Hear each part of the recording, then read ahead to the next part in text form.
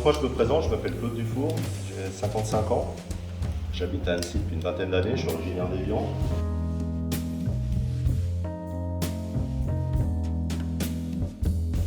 On tourne dans les différentes provinces pour appeler à la création d'assemblées locales et puis en profiter pour faire cette première partie qui est un exposé sur l'histoire et d'inviter les gens à s'organiser tel que ça existait auparavant. Alors on a eu l'occasion de faire déjà sur les 5 premières, de faire à l'issue de cette présentation une assemblée locale, donc et c'est l'exercice auquel on peut se livrer tout de suite après, en partageant également un verre, mais qui consiste effectivement à déjà commencer à retrouver, à se réapproprier une organisation politique.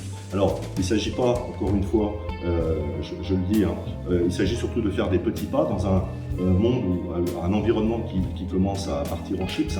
On voit bien qu'on est dans un monde qui ne va plus, où il faut se cailler pour sauver le réchauffement climatique et il faut acheter des voitures électriques parce qu'il n'y a plus d'électricité. Donc c'est quand même un peu compliqué, mais face à tout ça, l'idée c'est en tout cas de reconstruire par le local.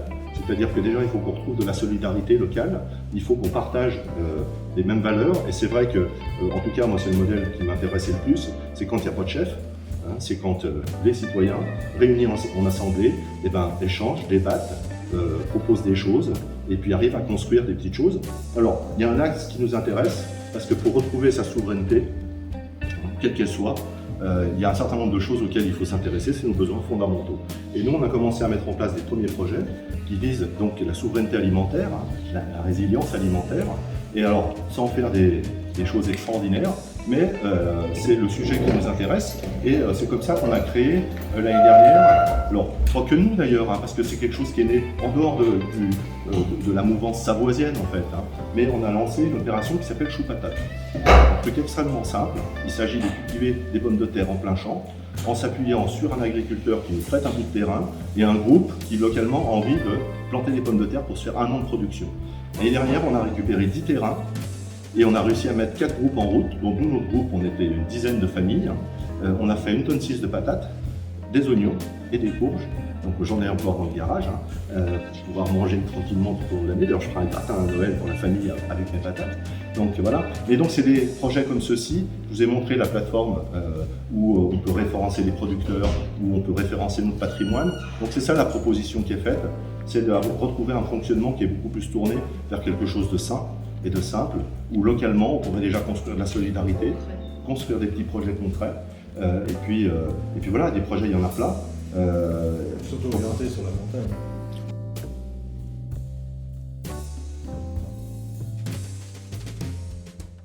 Et donc le premier travail que j'ai entrepris, c'est de constituer cette frise historique.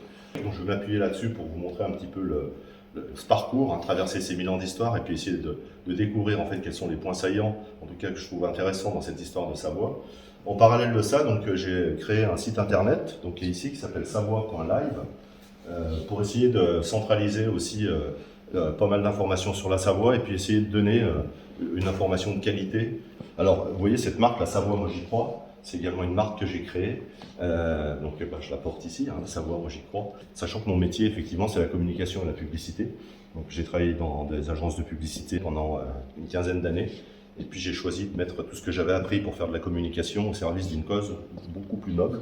Il n'y a pas que la Savoie, il y en a d'autres, mais en tout cas, c'est ce qui m'intéressait. Alors, sur ce portail-là, en fait, il y a 4 grandes rubriques. Il y a une rubrique, bien sûr, qui est l'histoire, donc qui invite à rentrer dans l'histoire plus en détail, c'est 1000 ans d'histoire. Donc, on va basculer dans cette rubrique après. Mais il y a également 2 autres rubriques qui sont là pour préparer un petit peu, on va dire, l'avenir. Donc, il y en a une qui concerne tout ce qui est le patrimoine et les trésors de la Savoie. Qui est un système avec une carte qui permet en fait de référencer sur cette carte interactive aussi bien les châteaux, les abbayes. Donc l'idée c'est aussi de se rapproprier notre territoire et puis c'est un système contributif, donc chacun peut inscrire sur une carte un point qu'il connaît, un monument ou quelque chose, et puis ensuite il y a un comité de validation qui valide l'entrée de ce document, enfin de ce point sur la carte. Et puis il y a un autre volet qui s'appelle Label Savoie. C'est la même approche, c'est une approche cartographique, mais là c'est pour référencer les producteurs. Les producteurs de Savoie, se rapproprier aussi le commerce local, les circuits courts, les produits de qualité. Alors j'avance dans la partie histoire. Alors déjà, l'organisation de cette frise, elle est faite autour des souverains. le marqueur du temps, c'est les différents souverains. Il fallait bien que je prenne un point de départ. Donc j'ai choisi de marquer le temps par la succession des souverains qui vont ponctuer ces 1000 ans d'histoire. Et puis j'ai retenu quelques éléments clés à chaque fois qui étaient un peu singuliers de ces différents souverains, mais on pourrait faire une heure sur chacun de ces souverains pour expliquer et raconter un petit peu comment était organisée la vie à ce moment-là. Ici on est donc au moment de la naissance officielle de la Savoie, 1032. Alors ça fait pas tellement débat au sein des différents historiens, hein. Tout le monde se reconnaît à dire que la constitution de la maison de Savoie, elle est marquée par Humbert au Blanchemin, donc en 1032.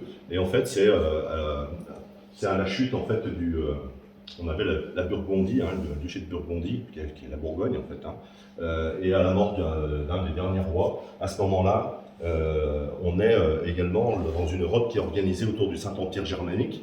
Le Saint-Empire romain germanique, hein, après les Romains, va monter une grande puissance qui va du sud au nord de l'Europe, qui s'appelle le Saint-Empire romain germanique. Et c'est sous cette juridiction-là qu'il va confier en fait à Humbert au Blanchemin. On va lui confier donc le comté de Maurienne, et ça sera la naissance de la maison de Savoie, donc en 1032. Alors il sera à la fois comte de Maurienne, hein, mais comte d'Aoste, comte du Bugey, comte du Chablais, il possède des terres en Viennois. Il a autorité sur l'abbaye de Saint-Maurice d'Agone. Donc ça, c'est le trait de caractère, et c'est pour ça que la Savoie, elle est raccrochée. En tout cas, elle a toujours été liée à l'ordre de Saint-Maurice, hein, Saint-Maurice d'Agone. Et c'est pour ça qu'on fête le 22 septembre la Saint-Maurice en Savoie, c'est une fête nationale, hein, qui a été d'ailleurs édictée dans les textes, hein, par une lettre de patente, si je ne m'abuse, pour faire du 22 septembre la fête nationale de la Savoie. Et donc le point de démarrage, Humbert Blanchemin, quelque part, ce qui était intéressant de voir, c'est pour finir quelle était la mission qui était confiée. La mission qui était confiée à la naissance de cet État, il s'agissait de sécuriser le passage des cols. C'est-à-dire faire en sorte qu'effectivement les cols qui servent au passage des marchandises et aussi au pèlerinage, soient débarrassés un peu des brigands et des sarrasins qui pouvaient éventuellement commettre des méfaits. Donc ça, c'est la mission première. Et ce qui est drôle, quand je me suis penché sur l'histoire de la Savoie, quand j'ai cherché à comprendre et à connaître cette histoire, c'est qu'il est plus facile d'apprendre l'histoire de la Savoie dans les pays étrangers qu'en France. C'est-à-dire qu'en Suisse, par exemple, on trouve beaucoup de choses sur l'histoire. En Angleterre, on trouve beaucoup de choses sur l'histoire de la Savoie. Aux États-Unis, on trouve beaucoup de choses sur l'histoire de la Savoie. Mais par contre, en Italie, bien évidemment aussi. Mais c'est vrai qu'en France, on ne trouve absolument rien. Et ça, c'était assez surprenant. Et c'est d'ailleurs comme ça que j'ai noué quelques contacts avec un historien anglais, John Marshall, qui anime un groupe qui est un spécialiste de l'architecture médiévale et qui lui-même a fait tout un travail autour des constructions dans le nord du pays de Galles, qui sont des constructions au moment du Moyen-Âge qui ont été faites par des Savoisiens, puisqu'on avait une capacité à construire déjà en Savoie, des châteaux et ainsi de suite. Et donc on a même retrouvé, il a sorti un livre récemment qui s'appelle Le style savoisien, donc des constructions du nord du pays de Galles. Et donc il sillonne aujourd'hui, donc il a élu maintenant domicile en Suisse, il est toujours anglais. Et ce qui est assez drôle, c'est que donc lui, il anime un groupe sur Facebook et il raconte l'histoire de Savoie en anglais. Donc ça, c'est assez marrant. Donc on a échangé un petit peu avec lui. D'ailleurs, il m'a transmis une lettre qui était adressée par les rois d'Angleterre au comte de Savoie, une lettre en latin qui nous a transmise et puis qui nous a gentiment traduite, qui est une lettre en fait qui vise à recéler une alliance très forte entre l'Angleterre, les rois d'Angleterre et les souverains de Savoie, en vue justement de continuer ces alliances, et c'est ce qui donnera naissance à ces constructions de châteaux dans le nord du pays de Galles. Donc on a ici une première carte qui montre la naissance du territoire, hein, sous Humbert Blanchemin. Donc on voit bien le territoire. Donc il s'agissait du comté de Maurienne, hein. On ne parlait pas encore de la Savoie en tant que telle, hein. Mais c'est d'ailleurs Humbert Blanchemin, c'est le fondateur de la lignée, hein, de la maison de Savoie. Donc on voit bien quelle était la première organisation territoriale. Et puis au fil du temps, il y a des choses qui vont, le territoire va s'étendre. Donc on verra un petit peu les différentes cartes. Je rappelle également, donc je l'ai dit, l'importance de Saint-Maurice d'Agone, hein, sous protectorat de la maison de Savoie. Donc Saint-Maurice d'Agone, qui sera créé en 515, hein, sur la base du martyr, ce que je vous expliquais tout à l'heure. Donc vous avez la lignée des comtes qui est affichée en haut, hein, comté de Maurienne. Alors pareil, le premier étendard de la maison de Savoie, c'est pas celui qu'on connaît aujourd'hui, c'est pas la croix blanche, son drapeau rouge. Le premier étendard, c'était l'étendard de Maurienne. Hein. Donc c'était un étendard jaune avec l'aigle noir. Voilà, tel que vous l'avez ici. Hein. Donc ça, c'est le premier étendard de la maison de Savoie. Mais c'est des choses qui vont évoluer au fil du temps. Mais ce qui est à retenir, alors je ne vais pas m'arrêter sur chacun des souverains, mais c'est vrai qu'on commence à faire de l'extension territoriale, hein, puisqu'on va, dès le troisième compte, on va s'étendre vers Turin, vers Suse, donc vers l'Italie. Hein, on va commencer à accroître notre présence territoriale. Et puis on va continuer comme ça. Donc pareil, on va se voir confier l'anneau de Saint-Maurice d'Agone, hein, qui sera le symbole de la transmission du pouvoir de souverain en souverain en Savoie. Donc l'anneau de Saint-Maurice, hein, qui sera remis à Pierre Ier de Maurienne. Et puis si on avance un petit peu comme ça, il y a également des choses qui sont intéressantes, notamment on va arriver dans les périodes des croisades. Donc sur la frise, on va retrouver ici les différentes croisades, hein, qui se sont succédées au fil du temps. Et puis on a des souverains qui ont participé aux croisades. Donc il y a 2 souverains qui ont participé aux croisades. Donc Amédée III, qui sera le premier souverain à participer aux croisades. Il mourra même sur le retour de la croisade, hein, en 1148. Il décédera donc sur le chemin du retour. Et c'est consécutif à ces participations aux croisades que notre étendard va changer. Alors bon, je ne suis pas assez spécialiste, et puis c'est assez controversé pour expliquer concrètement pourquoi on a adopté ce drapeau, mais de toute évidence, c'est suite à une croisade. Et puis ce drapeau, également, c'est les couleurs de Saint-Maurice d'Agone. Hein. C'est ce qui donnera naissance au drapeau suisse et au drapeau savoisien. Donc là, on va changer d'étendard à cette époque, à 1143, et puis on conservera cet étendard tout au long de la continuité de l'existence de la Savoie. Alors on va avoir également donc un deuxième souverain qui est Thomas Ier de Savoie, qui lui va participer donc à la 4e croisade. Et puis là on va arriver dans un moment également où par exemple Amédée IV lui va développer beaucoup les ateliers de monnaie. Donc il y a ici quelques pièces qui sont frappées en Savoie. On battait monnaie, hein, bien évidemment, comme un pays autonome. On frappait nos propres monnaies. Et on va développer comme ça des ateliers monétaires. Donc Amédée IV, lui va développer beaucoup les ateliers monétaires. Donc il créera des ateliers monétaires, hein, que ce soit des ateliers à Chambéry, à Bourg-en-Bresse. Donc on voit bien l'extension territoriale. Hein, à Pondin, Saint-Genis-sur-Guiers, Donas, même il y aura des ateliers à Nyon.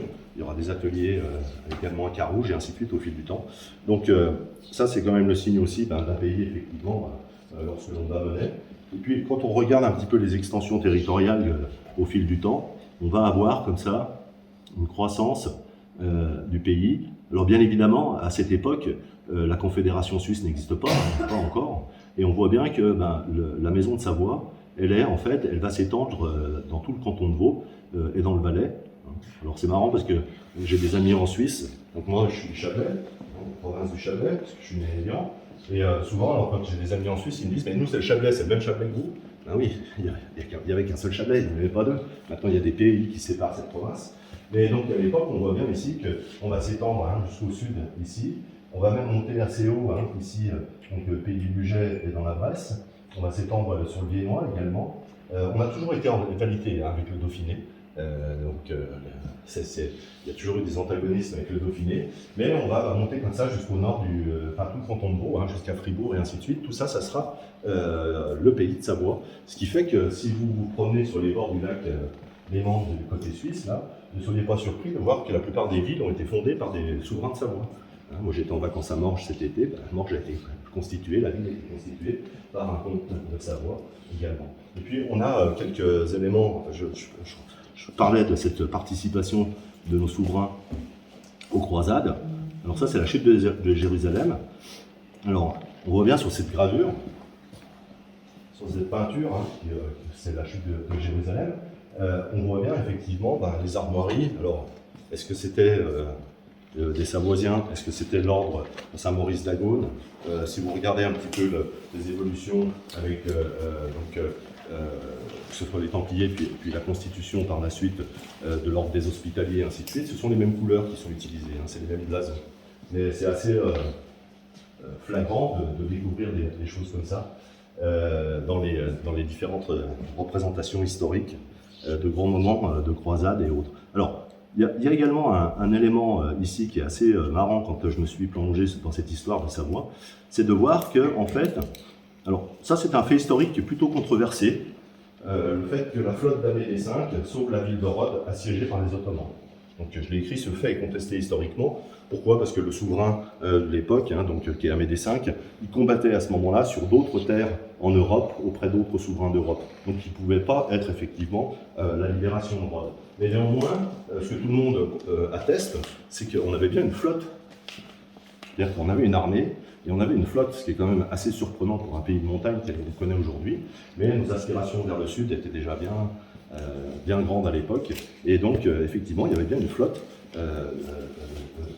de Savoisiens qui permettait d'interagir. Alors, c'est aussi un peu le trait de caractère des différents souverains tout au long de l'histoire. Ils seront très habiles en diplomatie.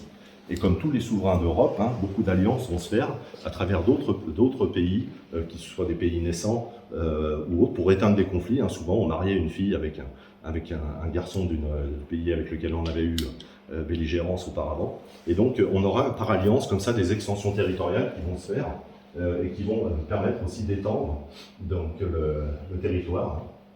Donc, là, il y a quelques éléments des différents souverains. Et puis là, je vais rentrer sur une partie pareille qui est assez intéressante parce que ça préfigure justement de l'organisation de la Savoie, avec notamment la mise en place des bailliages. Donc ça, c'est une organisation politique. Donc on a les souverains qui vont faire leur éducation à la cour d'Angleterre. Je l'ai dit, avec l'Angleterre, on a des liens très très forts, qui ont toujours existé. D'ailleurs, l'Angleterre, lorsqu'il y a eu le traité de cession et cet odieux référendum pour valider le rattachement à la France, l'Angleterre s'est élevée et s'est opposée officiellement à ce moment-là en disant qu'il ne reconnaissait pas ce rattachement à la Savoie. Donc l'Angleterre et la France, et la Savoie ont toujours été extrêmement liées. Et donc on va avoir ici des souverains, donc vers 1200, enfin au début du XIVe siècle, on va créer les Assises générales de Savoie, qui ont lieu chaque année en mai. On va établir donc une cour permanente de justice. Dès 1300 et quelques, on va créer la cour permanente de justice à Chambéry. Avant, la cour de justice, elle était itinérante, elle se déplaçait sur le territoire. Et là, elle va être sédentarisée par les souverains. Et donc, on va avoir cette organisation. Les États de Savoie se divisent en 10 bailliages. Alors, les bailliages vont évoluer au fil du temps, bien sûr, un territoire s'agrandit, se réduit, mais cette logique-là, c'est-à-dire déjà ce découpage en provinces et les bailliages, donc c'est une manière de déléguer le pouvoir dans des zones territoriales qui souvent sont incarnées par un chef-lieu. Donc on a le bailliage du Chablais, un chef-lieu c'était Chillon, donc aujourd'hui ce qui se trouve, avec le château de Chillon qui se trouve en Suisse, mais c'était cette organisation-là. Et puis on va avoir donc les bailliages, et puis ce qu'on appelle les châtellenies. Donc l'organisation, elle va se faire de la manière suivante. Alors on voit, il y avait le bailliage du Chablais, le bailliage du Pays de Vaud, de la vallée de Suse, de la vallée de la Heusse, du Bugey, Novalaise, et ainsi de suite, des Noix, puis après ça évoluera au fil du temps. Il y en aura d'autres qui seront créés. Avec des chefs-lieux qui seront Châtillon-sur-Cluse, qui est le chef-lieu du bailliage du Faucigny, dès 1355. Donc ça, c'est intéressant, cette organisation-là, parce qu'on a dès le départ, pour finir, des souverains qui sont relativement peu interventionnistes dans le fonctionnement du pays. C'est-à-dire que l'organisation est surtout renvoyée en fait au chef-lieu, avec ce fonctionnement autour des provinces, des bailliages. Et puis alors oui, il y a le seigneur du bailli qui lui va régenter et faire fonctionner son sous-ensemble géographique. Mais on a comme ça un système fédéré quand même qui délègue beaucoup de choses. Et on voit qu'en fait les interventions des souverains, elles sont faites seulement à l'occasion d'événements majeurs. On l'a vu par exemple lorsque la ville de Cluse a brûlé, on le voit dans des lettres de patente, où là il y a une intervention qui est faite par le souverain qui va déléguer ses architectes à la reconstruction de la ville pour faire en sorte que justement la ville ne soit pas reconstruite avec ces proximités de maisons qui fait que quand il y en a une qui brûle, tout part en feu. Donc la ville sera reconstruite par intervention du comte à ce moment-là, qui va déléguer à la fois des moyens et des architectes pour reconstruire la ville qui aurait été entièrement détruite par les flammes. Donc ça c'est quand même quelque chose qui est assez intéressant également à retenir. Alors après, on va rentrer là dans une période, donc là on est aux alentours de 1350, donc Amédée VI de Savoie. Donc là pareil, il y a un élément qui est assez marquant. Alors souvent on se distinguera également dans nos participations à des combats avec d'autres souverains sur l'Europe. Ce qu'il faut savoir, c'est que la Savoie, elle a participé à la construction des pays d'Europe tels qu'on la connaît aujourd'hui. C'est pour ça que c'est une grande histoire qui est connue à l'international, parce que ça sera par l'entremise de la Savoie, qui va être à la fois très diplomate, mais aussi interventionniste, qui vont naître un certain nombre de pays en Europe sur les actes et les faits qui auront été menés par les Savoisiens. Et là, on est en 1350, il y a un élément également qui est important, c'est la création du premier ordre chevalier, donc, qui s'appelle les chevaliers, donc l'ordre du chevalier des signes noirs. Alors, c'est pareil, cet ordre chevalier, il va transmuter au fil du temps. Donc, on va avoir à la création les chevaliers de l'ordre du signe noir, puis ça deviendra ensuite les chevaliers de l'ordre du collier, puis ensuite ça sera transformé dans la dernière organisation, c'est les chevaliers de l'Annonciade, qui est connu, qui est un ordre qui existe toujours, l'ordre de l'Annonciade. Il existe toujours, bien sûr, il est propriété de l'Italie maintenant, et non plus de la Savoie, mais ça reste l'ordre savoisien, qui était utilisé. Pourquoi c'est important en 1350 ? Parce qu'en fait, c'est très tôt. C'est extrêmement tôt, c'est tellement tôt que d'ailleurs c'est contesté. C'est-à-dire qu'on conteste que c'est un ordre chevalier au sens tel qu'on l'entend.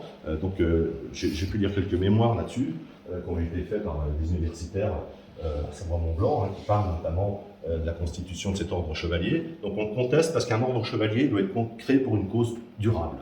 Et visiblement, en 1350, l'ordre du signe noir n'a pas été créé pour une cause durable, mais pour régler un certain nombre de problèmes et pour avoir une organisation de l'armée militaire un peu mieux organisée. Mais néanmoins, au-delà de ça, tout le monde atteste que c'est bien en 1350 que cet ordre a été créé, même si on réfute que c'est un ordre chevalier.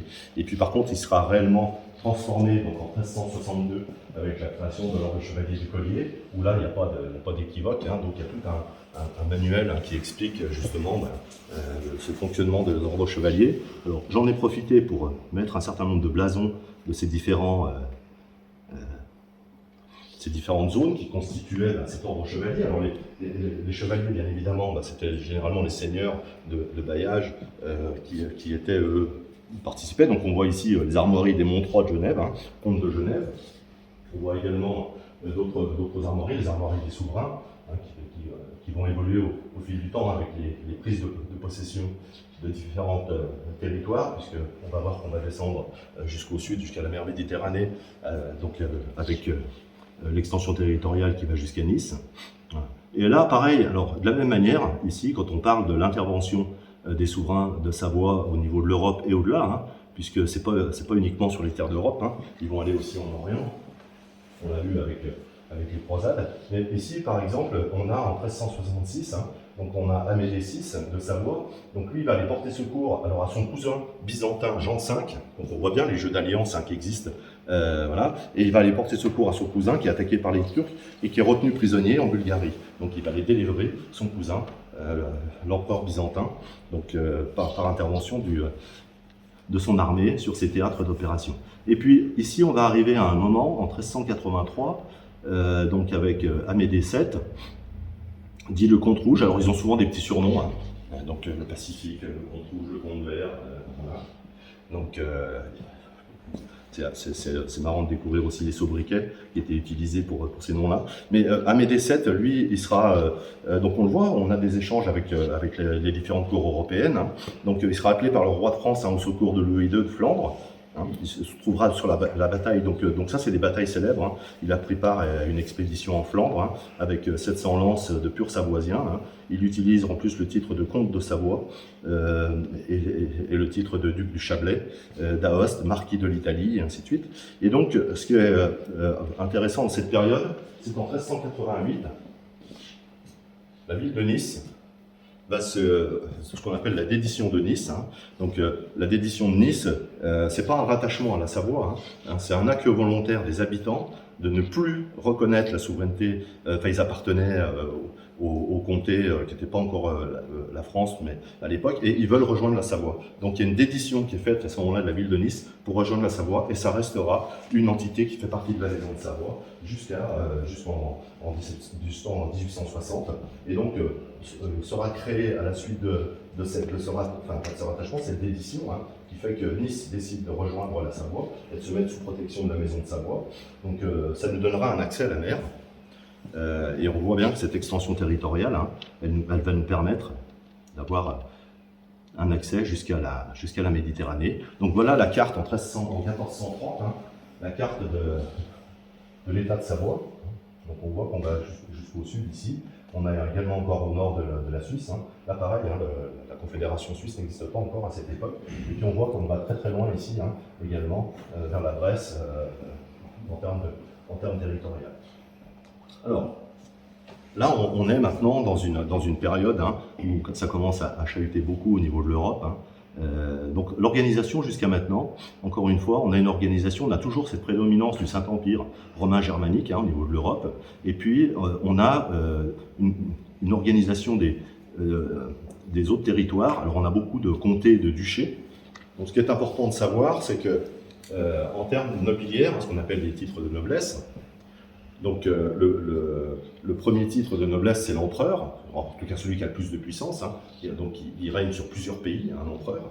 Ensuite, on a le roi qui règne dans son pays, et puis ensuite, on a les ducs, donc qui va régner également. Donc un duché est un ensemble, est un pays qui a en fait une souveraineté. Et ensuite, on a le comté, donc avec les comtes, et là, le comté, lui, il est généralement afféodé à une entité supérieure, ce qui était le cas du comté de Maurienne et du comté de Savoie. Hein, toute la lignée des comtes était en lien et subordonnée au Saint-Empire romain germanique, même s'ils avaient une liberté, on l'a vu, d'exercer, d'avoir une armée, et de se doter d'une organisation politique.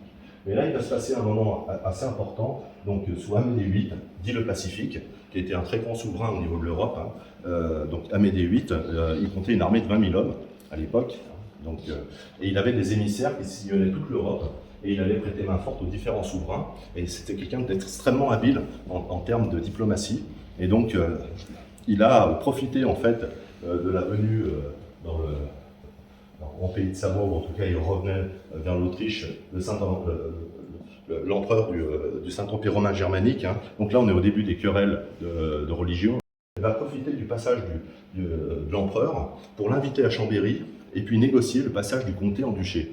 Donc c'est à cette époque-là, donc c'est en 1416, que le comté va se transformer en duché, ce qui va nous permettre de nous émanciper plus encore et de devenir un pays complètement souverain, autonome, et avec plus aucun lien, en tout cas aucune subordination à une autre entité, même si il garde des relations très très bonnes avec et puis c'est un peu la chute à ce moment-là, c'est un peu le déclin du Saint-Empire romain germanique, hein, et on voit naître d'autres pays qui vont commencer à se créer. Donc ça, c'est un moment important, hein, donc, en 1416, hein, donc c'est le 19 février 1416 que sera constitué, donc le comté de Savoie va devenir duché de Savoie. Donc c'est pareil, c'est pour ça que le 19 février, c'est également une fête nationale en Savoie, puisque ça signe le passage du comté en duché. Donc c'est la fin de la lignée des comtes. Hein. Donc Amédée VIII, qui était le 19e comte de Savoie, sera le premier duc de Savoie. Et ensuite, on aura une lignée de ducs qui va continuer comme ça au fil du temps. Et puis c'est ce dont je vous parlais tout à l'heure, peu de temps après donc, le passage de comté en duché. Donc il va rédiger cette fameuse constitution, hein, le Statuta Savoia, donc qui est la Constitution, hein, c'est un code de législation d'administration. Il sera promulgué en 1430 par le duc Amédée VIII. Et ces statuts, donc c'est un code tout entier de politique, de justice, de procédure administrative destiné spécialement à la Savoie, à la gouvernance de la Savoie. Donc là, on est très très tôt doté déjà d'une constitution très aboutie. Hein. C'est un document qui est en 5 livres et qui réglemente, alors qui va même jusqu'à réglementer, c'est marrant si vous lisez un peu cette constitution, il y a tout un livre qui est dédié à la manière dont on doit s'habiller. Voilà. Parce que ça révèle en fait l'ordre social dans le pays. Bien sûr, on est ici dans le Moyen-Âge, hein, et donc c'est assez intéressant de voir en fait, mais néanmoins ça organise toute la partie à la fois politique, justice, les différentes procédures administratives, puisqu'il y avait une administration très forte, hein, qui permettait d'avoir, on l'a vu, bien avant des cours de justice et autres, hein, qui existaient en pays de Savoie. Donc ça, c'est un moment assez particulier. Et puis, ce souverain, hein, qui sera un des souverains qui aura le plus brillé sur l'Europe, hein, en tout cas, c'est reconnu en tant que tel. Il sera même, à un moment donné, il sera désigné antipape par le concile de Bâle. Donc c'est à une époque où il y a plusieurs papes, hein, et donc le concile de Bâle va désigner donc, Amédée VIII pour qu'il devienne pape, voilà, à Bâle, et donc il prendra le nom de Félix VI, hein, donc il quittera son pouvoir de duc, hein, sera remis à son fils, et donc lui va devenir pape, le pape Félix V. Voilà. Alors, un autre caractère également, c'est que durant tout le règne d'Amédée VIII, il n'y aura jamais de conflit sur le territoire de Savoie.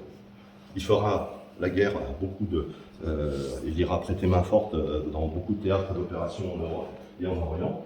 Mais il n'y aura jamais de conflit sur le territoire, ce qui est une manière de préserver le territoire aussi, puisque c'est par là qu'on achemine les denrées, je le disais, c'est aussi ce passage d'école, qui était la vocation première des souverains de Savoie, qui était de sécuriser le passage d'école et garantir de pouvoir acheminer à la fois des marchandises et d'effectuer des pèlerinages.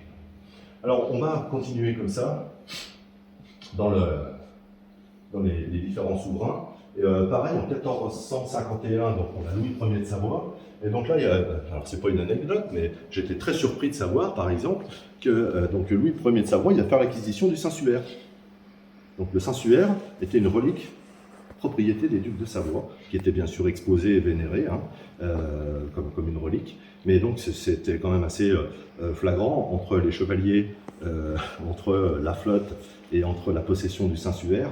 C'est quand même assez surprenant pour quelqu'un qui découvre son histoire de voir à quel point la Savoie a brillé et a eu de l'importance dans ce haut Moyen-Âge et au moment de la Renaissance. Donc on fera l'acquisition du Saint-Suaire à ce moment-là. Alors j'avance encore un petit peu. Et là on va rentrer, alors je vais pas, là on a Philibert Ier, dit le chasseur, donc lui il mourra, donc très jeune il mourra au château de Ripaille, à Penon, lors d'une partie de chasse. On pense d'ailleurs qu'il a été empoisonné, en tout cas il y a des récits là-dessus. Voilà, donc va se succéder comme ça un certain nombre de souverains. On voit d'ailleurs que dans les armoiries ici, vous avez dans les armoiries ici, donc ça c'est la possession du Piémont. Donc c'est le sceau du Piémont qui rejoint nos armoiries, puisqu'on va s'étendre jusqu'au Piémont à ce moment-là. Et on va avoir comme ça, alors pareil, si vous regardez, voilà, je l'ai mis ici, nos souverains vont être un Charles Ier de Savoie, il est également roi titulaire de Chypre et de Jérusalem. Voilà, c'est quand même, encore une fois, quelque chose qui est assez surprenant, et c'est quelque chose qui va durer dans le temps. On va garder ce titre, ce titre de roi titulaire de Chypre et de Jérusalem par les interventions qui ont été faites par les souverains de Savoie lors de croisades ou autres. Et donc là, on va rentrer dans des périodes. Alors, il y aura effectivement des querelles de succession, puisqu'il n'y a pas forcément de successeur. Il va mourir très jeune, Philibert, donc ensuite c'est son oncle qui va régner, dit Philippe Santerre, comte de Bresse, et ainsi de suite. Mais on va arriver dans une période où là, vous allez voir sur la frise, je vais avancer un petit peu. Alors il y a pareil, il y a des pièces qui sont frappées, qui permettent de voir un petit peu ce qui se passe. Alors on va avoir des alliances avec la France, puis on va et d'autres pays, voilà, des alliances qui vont se faire, qui vont se défaire, donc il y a toujours ces extensions territoriales. Et là on va commencer à rentrer dans des périodes, un peu du XVIIe siècle, où on va commencer à être occupé. On va avoir des occupations, on va être envahi à maintes reprises, on va être occupé, puis on va être libéré. Donc la première occupation, c'est François Ier, donc, qui va occuper la Savoie pendant 23 ans. Alors François Ier, donc je l'ai dit, 1439, va adopter le français pour l'administration française, donc va faire du français la langue officielle de l'administration en France. Voilà. Et François Ier, également, ce qu'il faut savoir, c'est que c'est le fils de Louise de Savoie. Donc François Ier, fils de Louise de Savoie, adopte le français qui n'est autre que la langue maternelle, pour son pays, mais va aussi envahir le duché de Savoie, et puis va s'y installer 23 ans avant d'être finalement mis dehors. Et donc on va rentrer dans une période ici où on va subir comme ça différentes occupations, donc on va retrouver notre souveraineté à un moment donné, mais c'est vrai que lors des occupations, souvent le pays est dévasté, pillé, c'est le propre lorsqu'on est occupé. On va être ensuite occupé par Henri IV, une année, et on va avoir une tentative, une volonté comme ça de prendre ce petit territoire là, qui pour finir a beaucoup d'attributs, et puis dans la volonté expansionniste des souverains de France, de vouloir s'attribuer comme ça un petit peu cette terre. Donc on va subir comme ça différentes occupations. Donc on sera occupé par Henri IV, on sera occupé également par Louis XIII, on sera également occupé par Louis XIV, alors des périodes plus ou moins courtes, et ces occupations-là, elles vont se faire, et on va se défaire de nos occupants, soit à l'occasion d'autres conflits ou d'autres alliances, qui vont se faire sur le théâtre d'Europe. On a la montée de Charles Quint à cette époque-là, donc on aura même une occupation espagnole, donc on a l'occupation de Louis XIV, 2 fois, il va nous occuper, 2 fois, ils viennent, ils essayent, ils s'occupent, ils sont remis dehors, et ainsi de suite. Donc il y a eu 6 occupations françaises, une occupation espagnole. Je dis 6 parce qu'on est dans la dernière occupation française en termes depuis 1860. Voilà, donc une occupation espagnole qui durera 5 ans également. Et puis là, on va avoir différents souverains. Alors, par exemple, Victor Amédée II de Savoie, dit le renard de Savoie, par sa politique de retournement et d'alliance, il parvint à renforcer, à agrandir ses États. Il forge un État absolutiste, centralisé et fort. Il supprime les privilèges des nobles, du clergé, de la commune, et il compte parmi les plus influents souverains d'Europe. Voilà. Donc là, on est en 1600, fin du XVIIe siècle, et on voit qu'on a des souverains qui déjà abolissent les privilèges et continuent à pousser cette organisation politique, telle que je le disais, c'est-à-dire avec ces assemblées paroissiales et ce pouvoir fragmenté qui est réparti auprès des citoyens. C'est pour ça que lorsqu'on va arriver dans cette période, au début des révolutions françaises, on a Victor Amédée III, par exemple, ici, donc Victor Amédée III, donc lui, il va moderniser l'armée. Donc on est juste avant les révolutions. Donc il va moderniser l'armée, il crée l'Académie royale des sciences, adversaire de la Révolution française, il va s'opposer à la Révolution française, d'accord ? Il va abriter les Français qui veulent se réfugier et qui fuient la Révolution, il va les abriter sur son territoire, et il va interdire le passage des ambassadeurs de la République française. Ça conduira à un conflit, donc on va rentrer en guerre contre la France et les révolutionnaires français, et on va perdre cette bataille, et on va être occupé pour une période relativement longue, de 1793 jusqu'à 1815, à la chute de Napoléon. Alors, cette période-là, c'est une période qui est importante. Pourquoi ? Parce que, on le voit, on est au début des révolutions en Europe, mais c'est clair que pour finir, en pays de Savoie, dans l'état de Savoie, bon, les souverains tels qu'ils sont décrits dans les révolutions, c'est-à-dire des souverains sanguinaires, totalitaires et ainsi de suite, ça nous parle très peu pour finir, parce qu'on n'a pas une organisation politique comme ça en Savoie. Donc c'est vrai qu'on n'est pas ça nous parle très peu pour finir en Savoie, ces révolutions à bas le souverain et ainsi de suite. La Savoie sera toujours au soutien de ses souverains, et donc liée très très fortement donc, à l'Église, bien évidemment, c'est un trait de caractère en Savoie. On l'a dit, Saint-Maurice d'Agaune dès le départ, ça va continuer. Les richesses sont beaucoup dans les églises, c'est là où on vient mettre nos richesses, on dépose de l'or et ainsi de suite dans les églises. Et donc, pour finir, ces révolutions-là, bon, ça nous parle très peu. Et on va rentrer ici dans un acte historique qui est très peu connu, qui est la guerre de Thônes, c'est-à-dire en 1793, lorsque le comté de Savoie, le duché de Savoie, et le comté de Nice est occupé.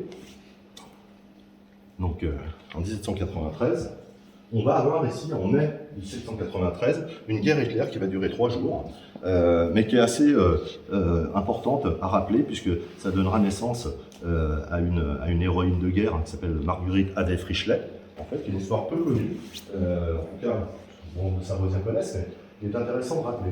Donc, on est occupé à ce moment-là par les révolutionnaires français, et puis, dans les conflits qui naissent entre la France et les différents pays d'Europe, il y a des volontés, en tout cas des risques. On a toujours été assez proche de l'Autriche également, puisqu'on est intervenu à Vienne pour libérer Vienne des Turcs à des moments. Donc les liens sont très forts entre l'Autriche et la Savoie également. Et donc il y a une crainte à ce moment-là de rentrer en conflit avec l'Autriche pour la France. Et donc la France va déclarer une conscription, donc va mobiliser tous les Savoisiens qui se trouvent sur le territoire pour les enrôler et partir à la guerre. Et donc, à ce moment-là, on est occupé, on n'a plus de troupes sur le pays. Les troupes, les souverains se sont réfugiés de l'autre côté des Alpes en Italie et laissent le pays sous occupation française. Et donc, cette conscription qui vise à mobiliser tous les hommes pour partir à la guerre, elle va donner naissance à un soulèvement populaire, un soulèvement paysan, donc, qui vont s'opposer à cette conscription. Et donc, du 6 au 10 mai, va avoir lieu une guerre à Thônes. Donc, où des paysans vont se rassembler à Thônes et vont bloquer la montée de l'armée française dans la vallée de Thônes. Donc ils vont s'installer en fait donc à Thônes, si vous voyez où se trouve actuellement le cimetière de Morette, le cimetière qui commémore les résistants de la guerre de 39-45. Donc vous avez le cimetière de Morette qui se trouve ici, et puis de l'autre côté du cimetière de Morette, de l'autre côté de la Balme de Thuy, c'est là qu'était installé le camp des insurgés. Donc c'est là qu'étaient installés les paysans qui tenaient tête, et puis c'était en face à la Dent du Cruet. Ils avaient réussi à prendre des canons à Annecy, ils avaient monté un canon, et ils ont tenu tête pendant 3 jours aux armées révolutionnaires, les empêchant d'avancer sur Thônes. Bien sûr, au bout de 3 jours, à court de munitions, ils devront céder et puis s'éparpiller et se cacher dans la montagne. Mais pendant cette période, donc c'est Marguerite Abbé-Frischlet, dont les faits sont documentés beaucoup dans les écrits d'ecclésiastiques ou d'historiens de l'époque, qui elle a harangué, ou en tout cas aidé les paysans à les diriger là où se trouvait le conflit, à faire venir, parce qu'il y a des paysans de Brantine et autres qui venaient pour donner main forte à ce conflit qui avait lieu à Thônes. Et donc on dit même qu'elle va se déguiser en homme, qu'elle va ravitailler les autres, et ça sera, pour l'exemple, elle sera bien sûr arrêtée, jugée, emprisonnée à Annecy, dans les prisons d'Annecy, et elle sera fusillée sur le paquet. Donc elle sera fusillée, je crois que c'est peu de temps après, elle sera fusillée 18 mai 1793 sur le paquet à Annecy. Et lorsqu'elle sera fusillée, donc elle refusera d'avoir les yeux bandés, et elle fera une dernière allocution en disant que vive le roi, enfin en tout cas un rappel à son souverain, et à Dieu et à son souverain. Mais elle sera fusillée à ce moment-là, donc c'est une des héroïnes, une des premières résistantes de Savoie, pour finir, mais qui a une histoire très peu connue, voire même complètement oubliée, donc il est bon quand même de rappeler un petit peu ce moment-là également. Alors, ici on est bien sûr sous occupation. Alors, on le voit, on est quand même sous occupation, mais néanmoins, la succession des souverains continue à s'opérer, puisque eux, ils sont plutôt côté italien, et on continue à avoir des successions, avec Charles Emmanuel V, Victor Emmanuel Ier, et puis on va arriver ici, donc on va être occupé par les révolutionnaires, puis ensuite on va avoir l'arrivée de Napoléon, donc on sera occupé par un empire et non plus par la République française, et on va avoir ici la chute de Napoléon en 1814-1815, on va avoir ici la possibilité, la Savoie va retrouver sa souveraineté. Et donc dans cette période-là, ce qui est important également de savoir, c'est que on va avoir deux traités, donc le Congrès de Vienne et puis le traité de Paris, mais dans ces négociations qui se font à la chute de Napoléon, on va avoir le comté de Genève, qui appartient à la Savoie, qui veut rejoindre la Confédération helvétique. À ce moment-là, ils en ont marre effectivement de subir un petit peu les envahissements successifs, et ils décident de demander à rejoindre la Confédération helvétique. Sauf que pour rejoindre la Confédération helvétique, à ce moment-là, Genève n'a pas assez de terres pour pouvoir prétendre à créer un canton. Et donc, ce qui va se passer, c'est que la Savoie va céder des communes. Donc on va donner des communes à Genève pour que Genève devienne un canton suisse, et en contrepartie de cette cession, puisque c'est un traité qui va entériner tout ça, en contrepartie de cette cession, la Savoie va acquérir la neutralité helvétique. Donc la Savoie est un pays neutre, possède la neutralité helvétique par traité. Perpétuelle, donc c'est notifié en tant que tel dans les traités, parce qu'on a cédé des communes, et donc on va avoir la neutralité helvétique, et on va avoir la création des zones franches également qui va se faire. Donc ça c'est pareil, c'est quelque chose dont on ne sait absolument rien, c'est absolument pas communiqué, mais nous sommes un pays neutre, de la même manière que la Suisse est un pays neutre.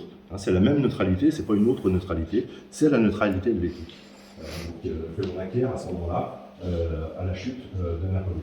Et puis on va avoir, dans cette période-là, donc on va avoir Charles Félix qui va reprendre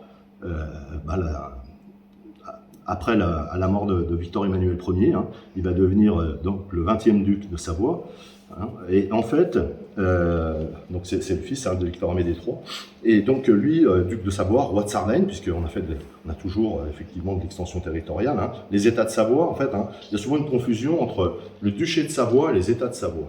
Le duché de Savoie, il s'agit bien du pays historique tel qu'on en a parlé jusqu'à maintenant, et les États de Savoie, c'est les terres que l'on a acquises à d'autres endroits, donc la Sardaigne, Chypre, et ainsi de suite.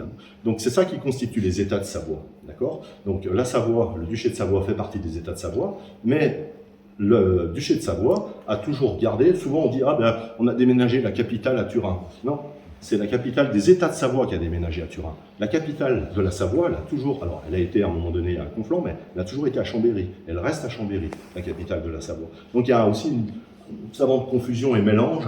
On préfère nous appeler ici, c'est l'Empire Sarde, c'est le royaume de Sarde. Non, ici c'est la Savoie. Et il se trouve que les souverains de Savoie étaient également rois de Sardaigne, un prince du Piémont, et ainsi de suite. Moi j'aime bien dire, sans la Savoie, il n'y aurait jamais eu les États de Savoie. Oui, bah oui, bien sûr, puisque c'est quand même et ce n'est que les acquisitions dues aux faits d'armes, aux alliances qui ont été faites pour pouvoir aller soutenir. Et d'ailleurs, on le dit, et ça personne ne le conteste, la Savoie a façonné les pays d'Europe, a participé à façonner, à créer les pays d'Europe tels qu'on les connaît aujourd'hui. C'est pour ça que l'alliance anglo-savoisienne est très forte, parce que depuis le XIe siècle, on a des liens extrêmement forts avec l'Angleterre et d'autres pays. Notamment, je le disais, avec Vienne également, et ainsi de suite. Et donc là, on va avoir ici, donc sous Charles Félix, on va créer notamment le comté de Nice. Alors, le comté de Nice, il n'y a jamais eu de comte à Nice, contrairement aux autres comtés où il y avait un comte. Mais comme Nice faisait partie de la Savoie, on va constituer donc ce territoire en comté, mais bien sûr il sera dirigé et sous souveraineté du duc de Savoie, mais il va être créé le comté de Nice, qui restera dans la Savoie jusqu'à ce que l'on connaisse en 1860, une période un peu plus trouble. Alors, à noter également, Charles Félix, c'est le dernier descendant de la lignée des ducs et des comtes de Savoie. Donc là, on va perdre la filiation. C'est le dernier représentant de cette filiation-là. Et à sa mort, va arriver donc une autre filiation, c'est la branche des Carignans, donc qui n'est plus la lignée originale, qui est déjà très tournée vers la construction d'un nouveau pays et d'un royaume en Italie. Et donc, c'est d'ailleurs la première chose que va faire Charles Albert de Savoie. Donc, il va promulguer donc, le statut fondamental de la monarchie. Donc il va déjà tout de suite se constituer comme un monarque. Donc ça, vous avez d'ailleurs le blason ici. Et puis on va avoir déjà cette volonté, on va avoir la mise en place de ce qu'on appelle le statut albertain. C'est pour ça qu'on nous renvoie souvent au code Sardes, au statut albertain, ainsi de suite. Ces rémanences-là. Et puis on va arriver ici avec cette volonté-là de pouvoir, pour finir, passer de l'autre côté des montagnes et puis créer une nouvelle royauté en Italie, et ce sera l'enjeu de ce qui va se passer en 1860. Donc Victor Emmanuel II va négocier avec Napoléon III pour pouvoir créer donc une nouvelle royauté et donner naissance à ce que deviendra l'Italie en 1862, et donc va sceller un traité entre Victor Emmanuel II et Napoléon III, et dans ce traité, on aura la cession de la Savoie. Et donc on parle bien ici, donc c'est le traité que vous avez ici, c'est donc bien un traité de cession, d'accord. Donc quand on nous dit qu'on a été annexé ou non, les termes juridiques sont très clairs, il s'agit d'un accord écrit entre deux souverains qui vont sceller un traité dans lequel on va céder à la fois les terres de Savoie et les habitants qui sont dessus et tout ce qui va avec. Donc on va le céder à Napoléon III, empereur à vie des Français. Et en contrepartie, Napoléon III donnera son soutien pour la création de l'Italie, puisqu'il y a des menaces à ce moment-là que les Autrichiens viennent se mêler de tout ça. Et donc, effectivement, c'est cet odieux accord qui fera que la Savoie va être cédée, non pas à la France, mais à Napoléon III, ce qui est important. Mais dans ce traité de cession également, il n'est pas sans contrepartie, ce traité de cession. Il y a des droits acquis, normalement, alors bien sûr qui ont été balayés, bafoués au fil du temps, mais ça donnera naissance, donc depuis 1860, à cette nouvelle organisation territoriale qu'on connaît, avec deux départements qui sont constitués, la Haute-Savoie et la Savoie, bien que la Savoie a toujours été une et unique. Mais on a aussi, à ce moment-là, alors, deux choses que je veux dire également, c'est que la Savoie est un pays aussi qui est marqué par des bornes. Ces frontières sont marquées par des bornes, et vous pouvez trouver des traces des bornes de Savoie qui marquent donc les frontières du territoire. Alors ça c'est pareil, il y a un travail aussi de recherche à faire, donc il y a des gens qui publient sur ces bornes de Savoie, et le marquage du pays a été fait à deux occasions, en 1722 et en 1822. On a créé des bornes pour marquer les frontières de notre territoire. C'est une particularité, il n'y a pas de pays au monde qui possède des bornes pour marquer son territoire à part la Savoie. Voilà. Mais on a fêté cette année le bicentenaire des bornes, puisque le dernier bornage c'était 1822, donc en 2022, et en grande pompe, on a pu lire les titres dans les journaux en disant bicentenaire des bornes sardes. Laissez-moi rire, les bornes sardes. Quand vous regardez les bornes, bien évidemment, il n'y a pas de drapeau de Sardes dessus, de Sardaigne. Il s'agit des croix de Savoie et il s'agit des bornes de Savoie. Mais il y a une volonté de faire disparaître le terme Savoie. Et donc, autre élément que je trouve important, c'est que dans le traité de cession, il y avait un certain nombre de droits qui devaient perdurer. Le droit à avoir notre monnaie, le droit à continuer à enseigner, nos droits acquis sur la neutralité des zones franches, tous ces droits-là ont été bafoués, mais néanmoins, à partir du moment où on est cédé à Napoléon III, on va continuer à enseigner l'histoire de la Savoie. Donc ça, c'est aussi quelque chose qui est assez intéressant. L'histoire de la Savoie, telle que je viens de vous la présenter, elle continue à être enseignée par la République française. Mais elle va être enseignée jusqu'en 1819. Et en 1919, là, on va brûler tous les livres de Savoie. Voilà. Donc la République française va faire disparaître l'histoire de la Savoie, alors qu'elle était enseignée. Donc on va brûler les livres et on va remplacer les enseignants qui souvent étaient des ecclésiastiques. On va faire venir des nouveaux enseignants qui vont nous apprendre comment on a appris qu'avant j'étais italien. Voilà. Alors que l'Italie n'existait pas. Mais bon, voilà. Donc ça c'est quand même quelque chose aussi qui est assez révélateur quand même de cette volonté de faire disparaître cette histoire. C'est pour ça que c'est important et pour moi j'ai un attachement particulier à faire connaître cette histoire. Je suis très content aujourd'hui que mes deux enfants la connaissent. Voire même l'enseigne à leurs camarades grâce à la frise, puisque du coup c'est vrai que ça marche très très bien pour apprendre son histoire, de traverser cette frise et de se dire mais c'est incroyable quand même le rayonnement qu'a eu notre pays et de savoir qu'il est complètement aujourd'hui annihilé. On s'amuse à remplacer des termes, on nous parle de Carouge, la cité sarde. Non, Carouge n'a jamais été une cité sarde, Carouge était une cité de Savoie, dans laquelle il y avait des ateliers monétaires. On nous parle des bornes sardes, mais non, les bornes sardes elles n'existaient pas non plus, c'était les bornes de la Savoie et non pas de la Sardaigne. Donc voilà quand même ce qui est important de partager. Donc moi j'ai fini sur mon petit exposé. J'espère que ça vous aura donné envie de rentrer plus en détail dans cette histoire, même si pour certains qui sont ici, ils la connaissent bien. Oui, je voudrais ajouter une chose, c'est vrai qu'on n'en a jamais parlé, mais il faudrait que tu mettes le 1870. Parce que oui. 1870, à la chute de l'Empire, à la chute de Napoléon III, en Savoie, il y a un soulèvement. Ouais. Et c'est pareil, dans l'histoire, on ne le retrouve pas, puisque en Savoie, on a dit, puisque Napoléon est mort, on reprend notre souveraineté, puisque comme on avait été rattaché à Napoléon III. Ouais. Et c'est là que Thiers a envoyé une armée et qui a massacré 4 ou 5 000 Savoisiens. Et donc il a fait la guerre de 1870. C'est relativement important parce que là, ça devient une annexion. Ouais. Et pareil, je ne me suis pas étendu sur 1793, mais lorsqu'on va perdre cette guerre d'Atone, va s'en suivre un massacre en Savoie, puisqu'on va tuer 85 000 Savoisiens, hommes, femmes, enfants, sur une population de 450 000. On va piller le pays, donc on va prendre tout l'or qui existait en Savoie, on va brûler les églises. Ce qui se passe aujourd'hui. Voilà. Donc oui, sous une autre forme. Mais en même temps, en peu de temps après, la Savoie a retrouvé, lorsqu'elle retrouve en 1815 sa souveraineté, de 1815 à 1860, elle reconstitue toute sa richesse. Voilà, donc cette capacité à se régénérer, c'est quand même un élément important. Le pays était bien géré. Oui, tout à fait, tout à fait. Alors, voilà ce que je voulais... Il y a aussi une chose qui est importante, parce qu'au rattachement où les gens ils ont voté, ou trafiqué ou pas trafiqué, peu importe, mais sur toute la partie nord de la Savoie, ils ont voté oui et zone. Oui. D'accord. Et aujourd'hui, c'est un élément important, parce que comme il n'y a plus de zone, c'est-à-dire que les bulletins de vote n'ont plus de valeur. Il n'y a plus de vote. Alors, de toute façon, sur les... il y a tellement de... On pourrait dire tellement de choses sur la manière dont ces droits sont bafoués, ainsi de suite, puisque quand même tous ces traités, le traité de Vienne et ainsi de suite, c'est des traités qui engagent la plupart des pays d'Europe dans la signature de ces traités. Et on s'en balaye, on les balaye comme ça d'un revers de la main. Il y a eu, bien évidemment, on l'a compris, Genève, l'État de Genève a pu se créer par les communes qui ont été données par les Savoisiens. Et du coup, c'est vrai que, d'ailleurs, ça s'est écrit dans la Constitution de Genève.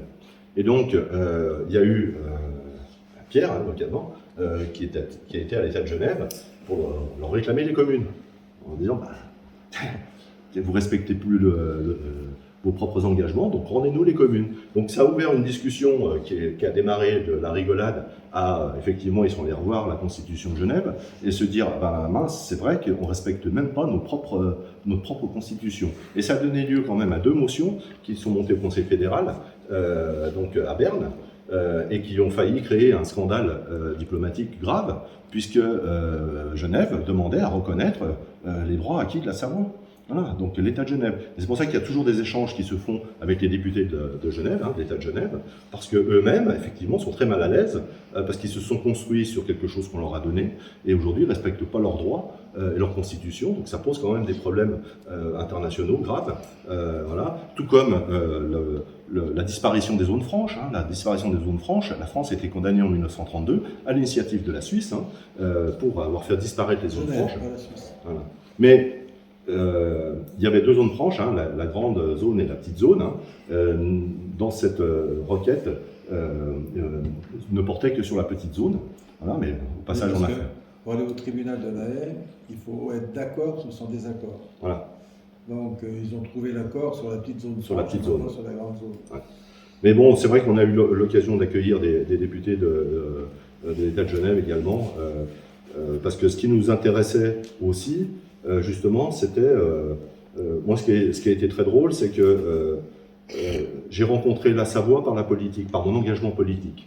Mon engagement politique, avant que je connaisse l'histoire de la Savoie, était tourné vers le fonctionnement en assemblée.